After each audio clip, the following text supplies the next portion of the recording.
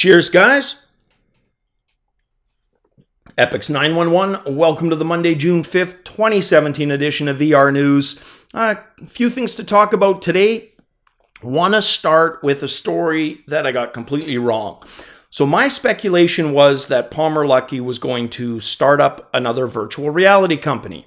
We find out today, absolutely not the case. It's going to be a military border surveillance company. So really nothing to do with VR. I suppose you could say he might use some VR technology in there somewhere, but anyone who was hoping it would be VR, sadly not the case. We also got confirmation that Chris Dicus, who speculation was correct on that front, he did go to join Luckey, but again, not for a VR startup, but rather a surveillance and military. So border surveillance and military startup,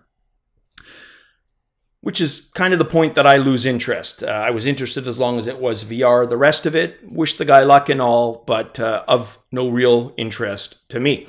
All right, next up, Amazon selling a room scale bundle. It's an Oculus Rift room scale bundle. The only problem with the bundle, you're not really saving anything. If you add up all the costs, you save about $1.98. Literally, under $2 is your savings. Now, there's a caveat to that, though. Between the 11th and the 24th of this month, buying one of these bundles qualifies you for $100 Oculus Store credit. So, of course, you can put that towards hardware that they sell on the store, most of which is going to be in your bundle. The big one, games. So, one decent game and a couple of indie ones is about what $100 is going to get you. So if you were hoping for a comprehensive bundle with a massive savings, sadly this isn't it. But if you're looking for an excuse to buy a bundle and are happy with about $100 of store credit, then it might be the one for you. And again, that's from Amazon. All right, next up, Massless lets you write with a pen in VR. Now, like a lot of IT guys, I type everything. Pretty much the majority of the correspondence I do is either touchscreen or keyboard. That's the reality. I pick up a pen when when I was at work, it was digitally signing courier stuff when it arrives, packages, right? Or signing contracts and agreements. I'd put my name on them. And that's about it. That's the extent of my signing the last 10 plus years. But for a lot of people, they still use pens heavily, albeit digitally. Whether it's like my daughter who does digital art on tablets, so she uses a stylus style pen, right? Others will do it for drafting. So there's definitely a market for it. And yet we haven't seen a lot of peripherals that work in VR. That changes with the Massless pen, which according to Massless CEO Jack Cohen says is going to bring benefits of immersive VR to complex precision 3D modeling applications. Again, your stuff like your drafting, modeling, mechanical engineering, basically anything that uses those type of requirements.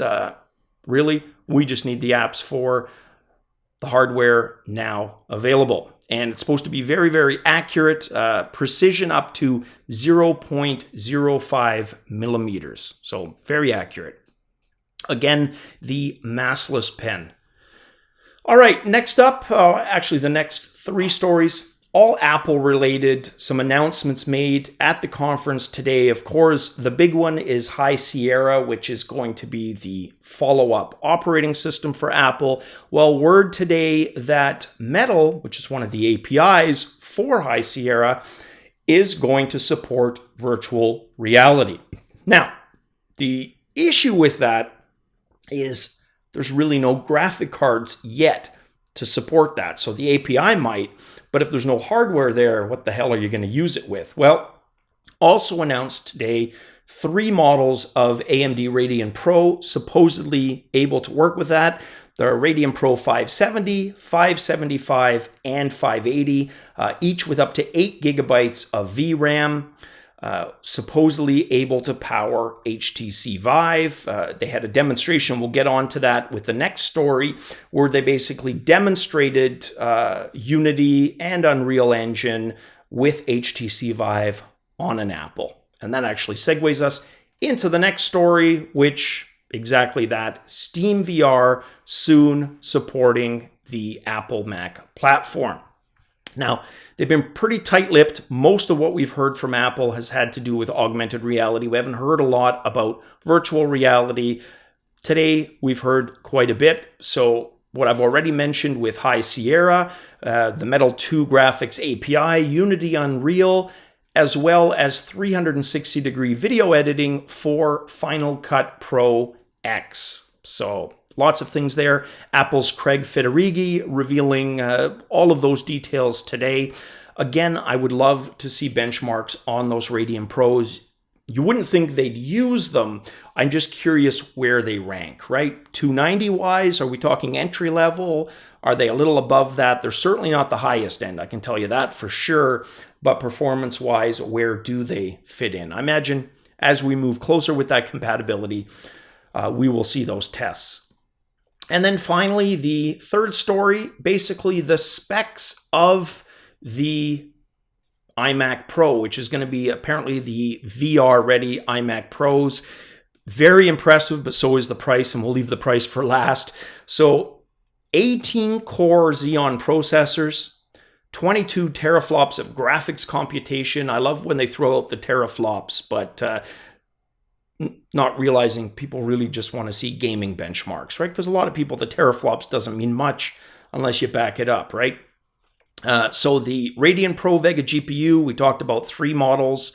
The Pro Vega, supposedly even more powerful, 16 gigabytes of high bandwidth memory, and able to do real-time 3D rendering as well as immersive high frame rate virtual reality, 4 terabytes of SSD, 128 gigs of ECC RAM, and 4 Thunderbolt 3 ports. So I imagine it's going to be HTC Vive compatible. There's going to be adapters for the Thunderbolt.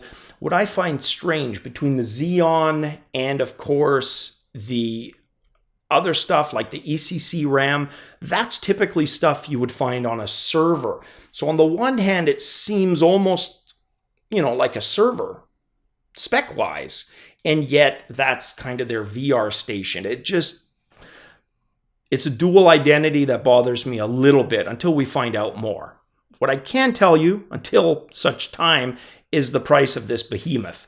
$4,999. Let's call a spade, $5,000 US gets you all of that. A machine with a little bit of an identity crisis. One thing I did forget, the 5K Retina 27-inch monitor, you get that as well with it. So really interesting. Between all these announcements, still no real confirmation, just one demonstration on stage. And it's not going to be until the High Sierra, until we actually see some benchmarks, some actual Steam VR benchmarks, before we get an idea of how this thing is going to run.